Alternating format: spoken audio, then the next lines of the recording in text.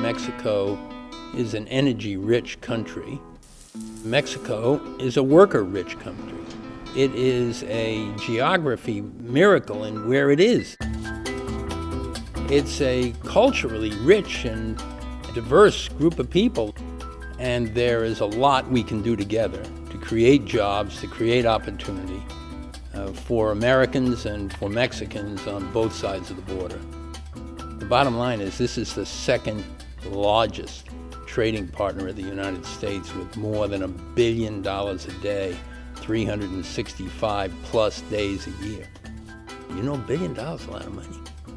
I mean, the people here in the government don't think that, but $1 billion is a lot of money. And we've got a vigorous trading system with them, and it's got to get bigger because we want to build a strong, interdependent trading system that then lets us trade together all around the world. Why wouldn't we want to do business with our neighbors? Why wouldn't we want to look for ways to make a broad-based supply chain that move goods throughout the whole NAFTA system and beyond?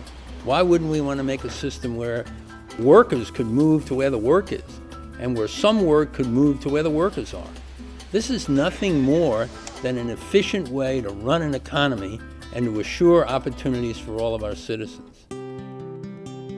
The Chamber has 300,000 small businesses in our membership, and many, many of these companies are trading a great deal with Mexico. People in the technology business, the parts business, agriculture, the medical device business, the pharmaceutical business, it's really exciting. There are the issues of immigration and people's views about that, some of which I think lose sight of the fact that we are a nation of immigrants, and where do you think we came from? And the Chamber is absolutely committed to making this a more open trading exchange, a more open relationship. It's very hard to tell people that by expanding trade with Mexico, that's going to create a lot of the jobs. But it is a fact.